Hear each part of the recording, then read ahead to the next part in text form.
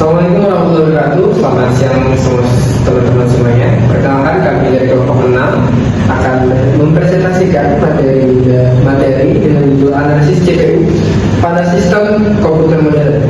Sebelum itu, izinkan kami memperkenalkan diri. Pertama, saya Zulfiandar Afarizi. Nama saya Muhammad Habib Rashid. Dan nama saya Muhammad Abdullah. Nama saya Bidanda Bibi. Nama saya Diasa. Baik, kita langsung saja menuju ke latar belakang materi kita pada hari ini.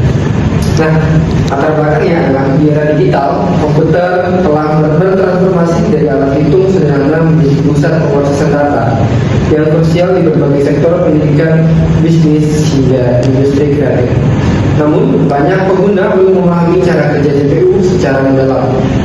Bagaimana siklus fetch decode execute berlangsung, bagaimana ALU dan Central Control Unit bekerja, serta bagaimana inovasi prosesor komputer mempengaruhi efisiensi daya dan kecepatan komputasi.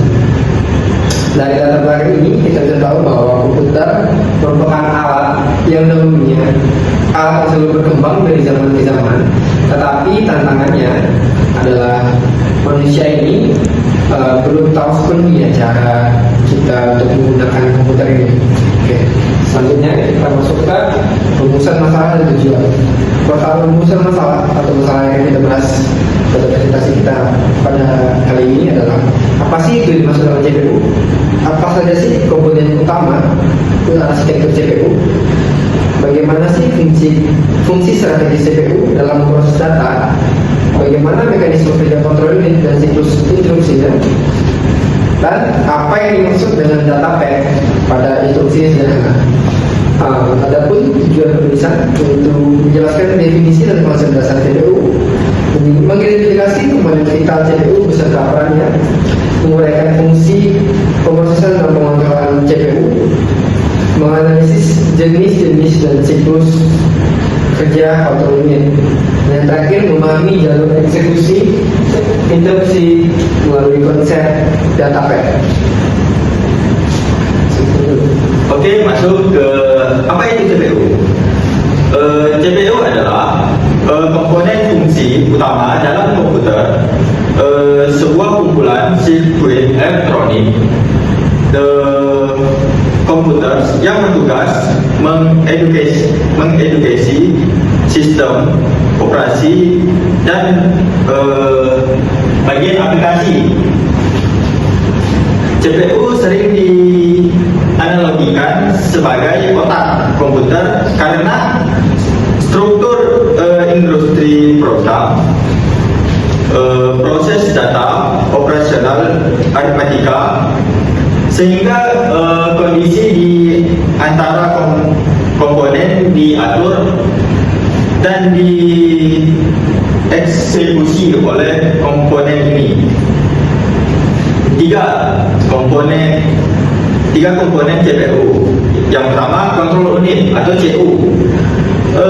Peran seperti manajer, membangun tugas spesifik kepada komponen lainnya agar eksekusi berjalan teratur sesuai sinyal kontrol. ALU atau yang disebut aritmatika logika unit.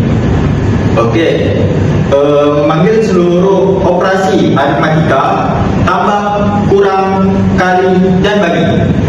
Jadi, dan operasi logika, AND, OR, NOT, dan kompresi. Yang ketiga yaitu memori unit, mengolah dan aliran data antara RAM dan CPU, mengawasi sentral serta menyampaikan struktur yang diperlukan untuk memproses. Oke, lanjut ke komponen internal pendukung CPU. Yang pertama, cache. Memori berkecepatan tinggi di atas chip prosesor jauh lebih cepat dari RAM untuk mengurangi latensi akses data. Lanjut, register. Memori internal berkecepatan sangat tinggi untuk data mendesak terintegrasi langsung di dalam CPU. Terus dengan pulsa listrik berkala, diukur dalam HZ, MHZ atau BHZ. Terus ada bus, jalur komunikasi internal yang mentransfer data antara komponen. Lebar bus menentukan jumlah bit yang ditransfer paralel. Lanjut ke 3 fungsi utama CPU. Mengelola data, mencegah data dari perangkat input menjadi instruksi kecil yang dapat dipahami sistem. Contohnya, sentuh layar diterjemahkan menjadi perintah digital. 2. Mengambil keputusan, membuat keputusan logis mulai siklus, fetch, decode, execute. Contoh, karakter yang diketik diproses dan ditampilkan di sekitar layar. Yang ketiga, mengontrol perangkat, bertindak sebagai controller yang memastikan RAM, penyimpanan, dan GPU berkoordinasi secara stabil dan efisien. Siklus instruksi kontrol unit. Kontrol unit CPU mengatur keempat tahap ini secara berurutan dan sinkron, memastikan setiap instruksi diproses dengan benar sebelum melanjutkan ke instruksi berikutnya.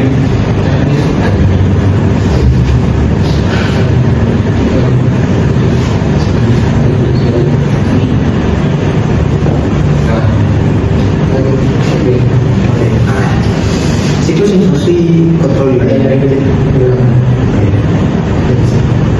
Siklus instruksi kontrol unit. Pertama ada fetching, decoding, execution, dan storage.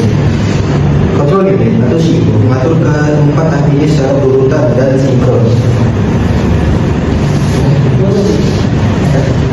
Oke, next. Jenis kontrol unit. Jenis kontrol unit dan konsep database. Nah, terdapat dua jenis kontrol unit. Yang pertama ada hardware kontrol unit dan kedua adalah microprogram kontrol unit. Hardware kontrol unit itu memiliki keuntungan, yaitu adalah prosesnya yang sangat cepat, namun memiliki kekurangannya, yaitu adalah tidak fleksibel dan sulit dimodifikasi. Yang kedua ada microprogram CPU kontrol unit yang memiliki keuntungan, yaitu lebih fleksibel dan dapat diperbarui, namun dia memiliki kekurangan, yaitu sedikit lebih lambat karena hit. Data tersendiri atau yang biasa disebut dengan jalur eksekusi instruksi adalah sekumpulan register internal yang saling terhubung, berfungsi sebagai lintasan utama eksekusi instruksi oleh CPU. Data pad menyediakan sirkuit fisik bagi data untuk bergerak dari memori, register, ALU, dan penyimpanan. Efisiensi desain data pad sangat menentukan performa komputasi secara keseluruhan. Oke, kita sudah sampai ke kesimpulan dan saran. Kesimpulan yang dapat kami sampaikan, itu CPU adalah otak fungsional sistem komputer yang didukung 3 komponen vital. Yang pertama control unit, ALU, dan memory unit.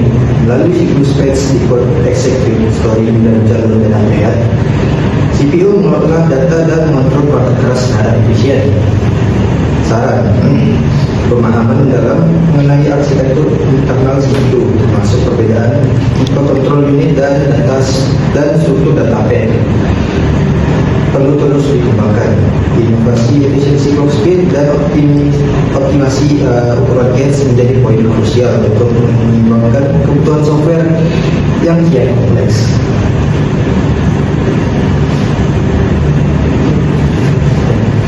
Kami kira itu saja presentasi yang bisa kami hadirkan pada hari ini. Mohon maaf atas kekurangan. Kami ucapkan Assalamualaikum warahmatullahi wabarakatuh.